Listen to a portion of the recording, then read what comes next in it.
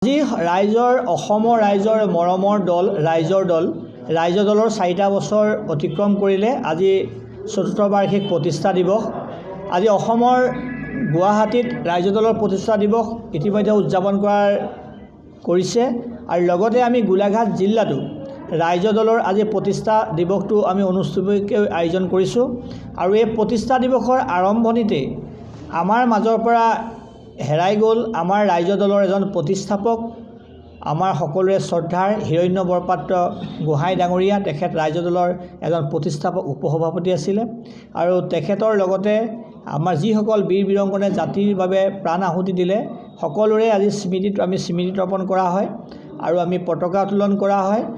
আমাৰ স্মৃতি তৰ্পণ কৰে একালৰ আমাৰ ৰাইজৰ দলৰ এজন প্ৰতিষ্ঠাপক, গোলাঘাট জিলাৰ এজন আহ্বায়ক আছিলে ৰবি শইকীয়া মহোদয়, তেখেতে আমাৰ স্মৃতি তৰ্পণ কৰিছে।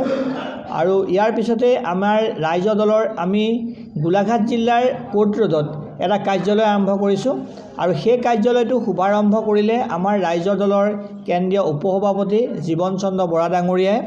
আৰু ইয়াৰ পিছতে আমি ৰাইজৰ দলে এখন মত বিনিময় এটা অনুষ্ঠান আয়োজন কৰিছোঁ আৰু এই অনুষ্ঠানটোতে একালৰ এজন সংগ্ৰামী নেতা, অসমৰ এটা পৰিচিত নাম লেখক শ্ৰদ্ধাৰ অমিত বল্লভ গোস্বামী ডাঙৰীয়া আমাৰ অতিথি হিচাপে আমাৰ এই মত বিনিময় অনুষ্ঠানটোত ভাগ লৈছে।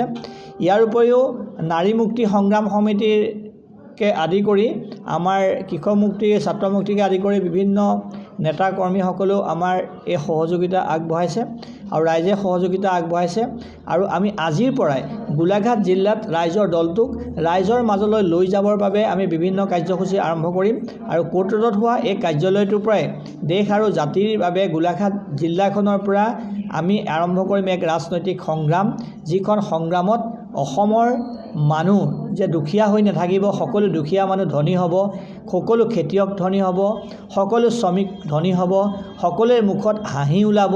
বৰ্তমান ৰাজনৈতিক প্ৰেক্ষাপটত জাতিটোক যেনেকৈ টেটু চেপি কৰৰ যি বোজা, কৰৰ বোজাৰে একেবাৰে আপোনাৰ নিৰ্মমভাৱে একেবাৰে অত্যাচাৰ আৰম্ভ কৰিছে এই বৰ্তমান ৰাজনৈতিক ব্যৱস্থাটোৱে। এই ব্যৱস্থাটোৰ বিপৰীতে এক প্ৰগতিশীল ৰাজনৈতিক ব্যৱস্থাৰে কৃষক শ্ৰমিকসকলক আৰু খাটি খোৱা লোকসকলক মানে মূৰ তুলি জীয়াই থাকিব পৰা এক পৰিৱেশ ৰচনা কৰাৰ এক সংগ্ৰাম, ৰাজনৈতিক সংগ্ৰাম আৰম্ভ হ'ব। আৰু গোলাঘাট জিলাটো আমি পৰৱৰ্তী সময়ত পঞ্চায়ত নিৰ্বাচনকে আদি কৰি আমাৰ 26ৰ বিধানসভাকে আদি কৰি সকলো বিধানসভাতে ৰাইজৰ প্ৰতিনিধি আমি প্ৰতিদ্বন্দ্বিতা কৰাই ৰাইজৰ কাম কৰিবৰ কাৰণে এক নতুন ৰাজনৈতিক সংগ্ৰাম আমি আৰম্ভ কৰিম।